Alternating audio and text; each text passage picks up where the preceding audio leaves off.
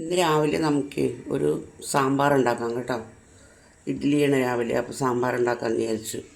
അപ്പോൾ മാവ് കാണിക്കാതെ, മാവ് ഇപ്പം ഇന്നലെ വൈകുന്നേരം ആട്ടി വെച്ച മാവ് പൊങ്ങിയിട്ടുണ്ട് നന്നായിട്ട്. ഇപ്പം അത് ഇഡ്ഡലി ഉണ്ടാക്കണം. അപ്പോൾ അന്നേരം കാണിക്കാം കേട്ടോ. പരിപ്പൊക്കെ അപ്പോഴേക്കും വേവട്ടെ. വെള്ളം തിളച്ചിട്ടുണ്ട്. അപ്പം കുറച്ച് മാവ് തട്ടിലേക്ക് ഒഴിച്ചു കൊടുക്കാം.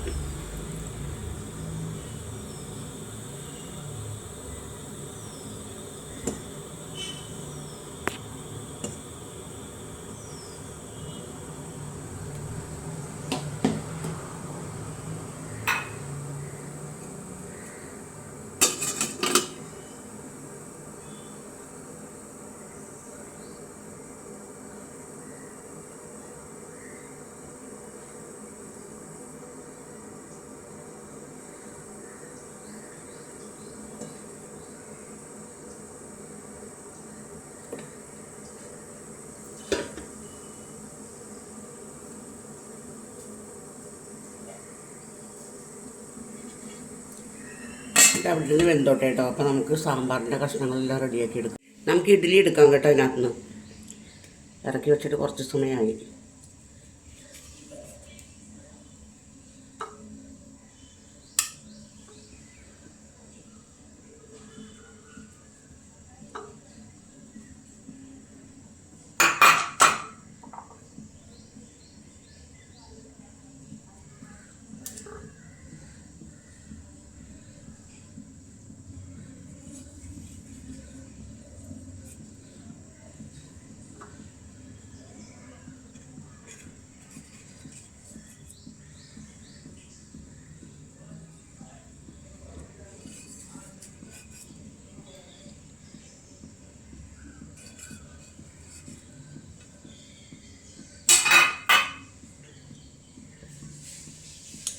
ഇഡ്ഡലിയുടെ ടെക്സ്ചർ കണ്ടതേ കണ്ട, ഭയങ്കര പഞ്ഞിയാണ്. പഞ്ഞി. അപ്പം ഇനി ഇതിവിടെ ഇരിക്കട്ടെ. ഇനി നമുക്ക് അടുത്തത് ഇടാം.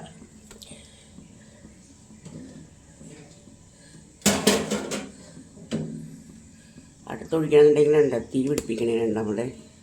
അപ്പം അപ്പുറത്തടപ്പിൽ ഞാൻ കഷ്ണങ്ങൾ വെച്ചിട്ടുണ്ട് സാമ്പാറിനുള്ളത്. ഇത് തീ പിടിപ്പിക്കട്ടെ.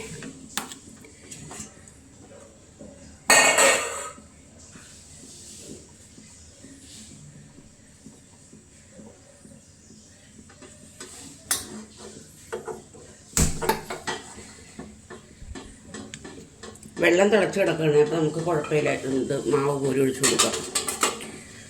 അത് ഞാൻ ഒരു പ്രാവശ്യം കാണിച്ചാൽ ഇനി കാണിക്കണ്ടല്ലോ അല്ലേ. ചീനച്ചട്ടി അടുപ്പത്ത് വെച്ചിട്ടുണ്ട്. നമുക്ക് വെളിച്ചെണ്ണ ഒഴിച്ചിട്ടുണ്ട്. എണ്ണ ചൂടായിട്ടുണ്ട്. കടുകിട്ട് കൊടുക്കാം കേട്ടോ.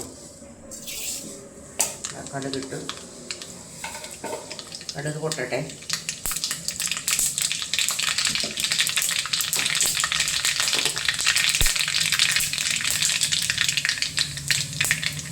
അപ്പോഴേക്ക് നമുക്ക് ഉള്ളി ഇട്ട് കൊടുക്കാം.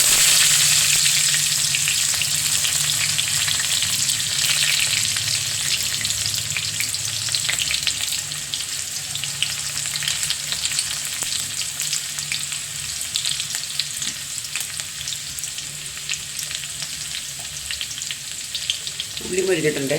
ഒരു 2-3 വേപ്പില ഇട്ട് കൊടുക്കാം.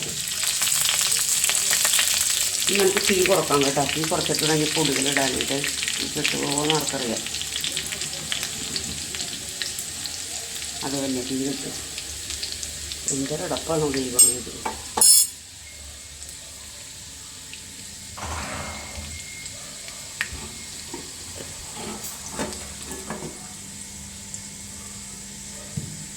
തീ കെട്ടിയതായാലും ഇനി പൊടികളെല്ലാം ഇട്ട് കൊടുക്കാം. എന്നിട്ട് നോക്കാം. ഇനി അതാ കുറച്ച് മുളക് പൊടി, കുറച്ച് മഞ്ഞൾപ്പൊടി, കുറച്ച് മല്ലിപ്പൊടി ഞങ്ങൾക്ക് വളരെ കുറച്ച് ഉപയോഗിക്കാറുള്ളൂ. മല്ലിപ്പൊടി,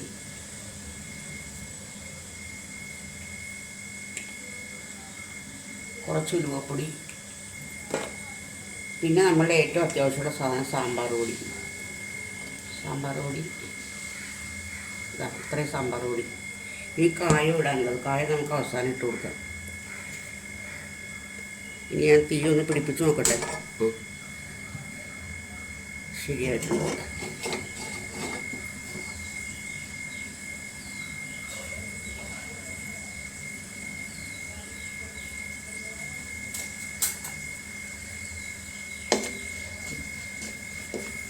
നന്നായിട്ടൊന്ന് ഇളക്കട്ടെ കേട്ടോ. നമുക്ക് ചെയ്യേണ്ടതെന്ന് വെച്ചിട്ടുണ്ടെങ്കിൽ വെണ്ടക്ക ഇതിനകത്തേക്ക് ഇട്ട് കൊടുക്കാം. എനിക്ക് വെണ്ടക്ക ഇട്ട് കഴിയുമ്പോൾ അതിൻ്റെ വെണ്ടയ്ക്കൊക്കെ ഒരു വഴുവഴുപ്പില്ലേ, അതിങ്ങനെ നിൽക്കും. നമ്മൾ മറ്റുള്ള കഷ്ണങ്ങളുടെ കൂടെ ഇടുകയാണെന്നുണ്ടെങ്കിൽ അതാകുമ്പോൾ ആ വഴുവഴുപ്പ് ഉണ്ടാവില്ല.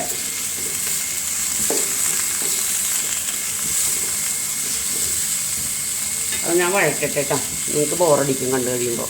ഇപ്പോൾ വെണ്ടയ്ക്കൊക്കെ ഒരുവിധം ഇതായിട്ടുണ്ടേ. അപ്പോൾ നമുക്കിനി ഇതിനകത്തേക്ക് നമ്മൾ വേവിച്ച് വെച്ചിരിക്കുന്ന കഷ്ണങ്ങൾ, ഇതിനകത്ത് ഒരു കഷ്ണങ്ങളും ഇല്ല കേട്ടോ. വെണ്ടയ്ക്കയും ഒരു ഉരുളക്കിഴങ്ങും പിന്നെന്താ ഒരു ക്യാരറ്റ്, അത്ര സാധനങ്ങളുള്ളൂ. പിന്നെ പരിപ്പ്.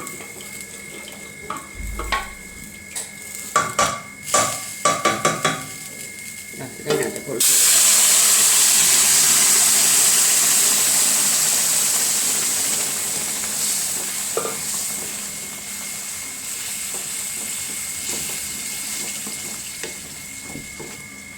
നമുക്കിതിനകത്ത് കുറച്ച് വെള്ളം ഒഴിച്ചു കൊടുക്കാം കേട്ടോ.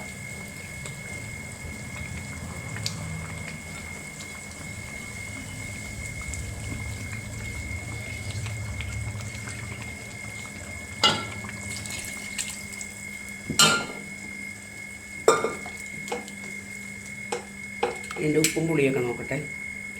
കുറുകിപ്പോയി സാമ്പാർ, കുറച്ചുകൂടി വെള്ളം ചേർക്കാം.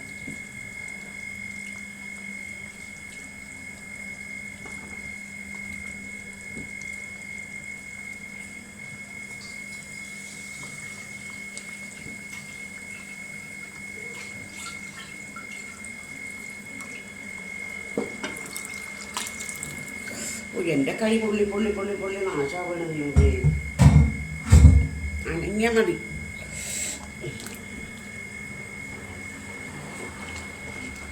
ഒന്ന് തിളക്കട്ടെ കേട്ടോ.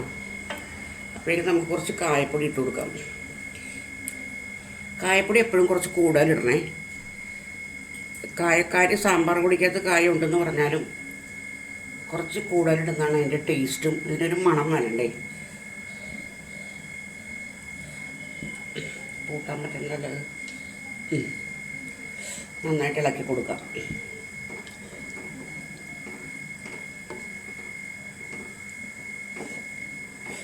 നമുക്ക് ലാസ്റ്റ് ചേർക്കാനുള്ളത് കുറച്ച് മല്ലിയിലയാണ്. മല്ലിയിലയും കൂടി ഇട്ട് നമ്മൾ സാമ്പാർ ഒന്ന് കുറുകി കിട്ടിയാൽ മതി.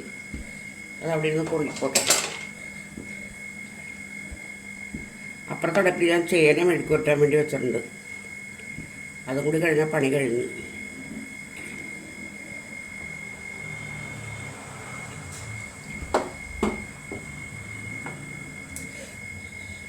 ചേന മെഴുക്ക് വരട്ടി ഉണ്ടാക്കാം. ഇനി ഇതാ കുറച്ച് എണ്ണ ഒഴിച്ചു കൊടുത്തു. ഞാനിതിനകത്ത് കടുകൊന്നും ഇടൂലേ.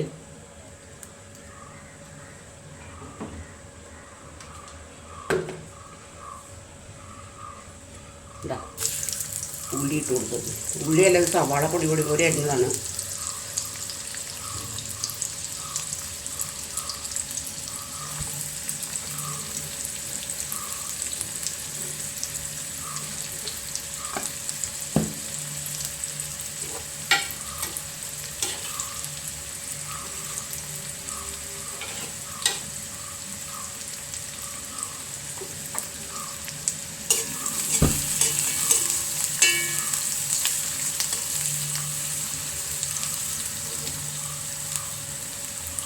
സവോള ഒന്ന് മൊരിയട്ടെ. എൻ്റെ വീഡിയോ കണ്ടിട്ട് നിങ്ങൾക്ക് ഇഷ്ടപ്പെടുകയാണെന്നുണ്ടെങ്കിൽ ഒന്ന് ലൈക്ക് ചെയ്യണം, കമൻറ്റ് ചെയ്യണം, സബ്സ്ക്രൈബ് ചെയ്യണം കേട്ടോ പ്ലീസ്. ഉള്ളി നന്നായിട്ട് മുരിഞ്ഞിട്ടുണ്ട്. ഞാൻ മുളക് പൊടി ഇട്ട് കൊടുത്തിട്ടുണ്ട്. ഇനി നമുക്ക് ഈ ചേന അതിനകത്തേക്ക് കുടഞ്ഞിടാം. കൈയാണെങ്കിൽ പൊള്ളി നാശമാവണം.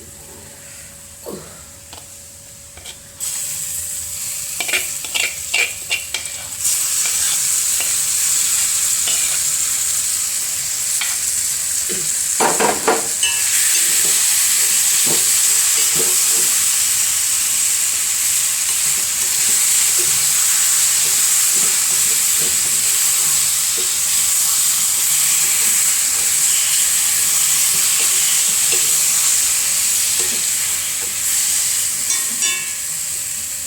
അപ്പോൾ ചേന മെഴുക്കുവരട്ടി റെഡിയായി. ഇതൊരു പണി കഴിഞ്ഞു, ഇന്നത്തെ പണി.